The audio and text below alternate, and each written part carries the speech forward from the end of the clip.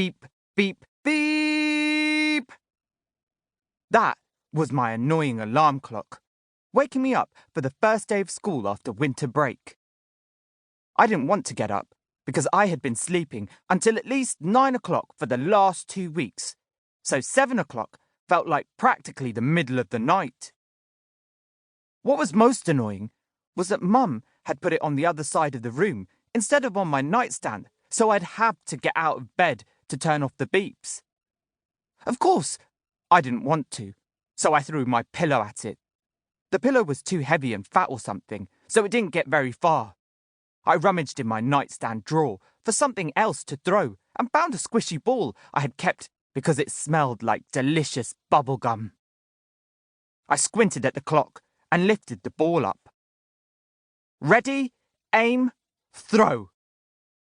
Yikes! Just then, my sister Miriam was walking into the room saying, "Turn that thing off, you lazy egg." Yep, you guessed it. She got hit right in the nose. Lucky it was squishy, or I would have gotten in tons of trouble. Needless to say, the rest of the morning did not go smoothly. Mum and Dad weren't very impressed, and Miriam was super melodramatic about it, saying she wasn't ever going to talk to me again. Then my little brother Isa refused to put his coat on, which made us late, and everyone got even angrier. I was the only one in a good mood, because I couldn't wait to see my best friends, Charlie and Daniel. They ran up to me on the playground and both gave me a slap on the back. A slap on the back is basically code for, "Hey, I'm so happy to see you. I kind of missed you." The slap is less cheesy than actually saying it, super obviously. "Guess what?" said Daniel. "My mum and dad finally got me a new bike. It's so cool. I can't wait to show it to you." "Ah, lucky," said Charlie. "Yeah, the chain still keeps falling off when I ride mine," I said. "Isn't your dad really good at fixing stuff?" asked Daniel. "Yeah, he is. I should ask him." "The only thing he can't fix is Miriam," I said, and we all laughed and agreed about that. We couldn't stop talking as we lined up on the playground for Mrs. Hutchinson to come and get us. I had brought her a chocolate cupcake from the stash my neighbour Mrs. Rogers had brought over for us the day before. Mrs. Hutchinson is probably the nicest teacher ever. I mean, duh! Nobody on the entire planet would give one of their Mrs. Rogers cupcakes to somebody they didn't like. I thought Mrs. Hutchinson deserved one for the winks she gave us at the right moments, for always being fair when two kids got into a fight, and for the fun way she taught us. Before winter break, we'd been doing a project about the universe, and she told us about how some scientists believe there is life on other planets.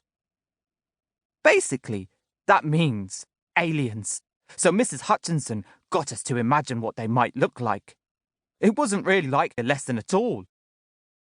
"Be careful, though," she had said. "They might be watching us.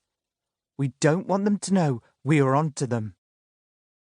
But that morning, when a teacher came to bring us in, it wasn't Mrs. Hutchinson. It was someone taller and thinner, and with way less fun hair.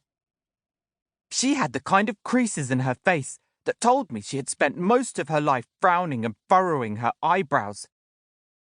Her clothes were grey, and her shoes were pointy. The way less fun hair was pulled so tightly and so neatly into a bun that I imagined she needed the help of a high-tech laser that detected any out-of-place hairs and zapped them down. Daniel and Charlie looked at me with their question mark eyebrows. Have you ever noticed that the eyebrows say the most about someone's feelings? For example, Charlie's eyebrows can say, "What's going on?" Most often seen when he is doing one of his math problems. They can say, "Wow, this is so fun." Most often seen when we have discovered a new game to play. Or they can even say, OMG, I'm going to die.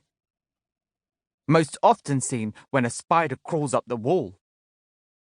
Anyway, back to the strange teacher. Eerily, the only thing she said to us was, "Follow me." And she spun around on the sharpest heel I have ever seen and walked toward the school building.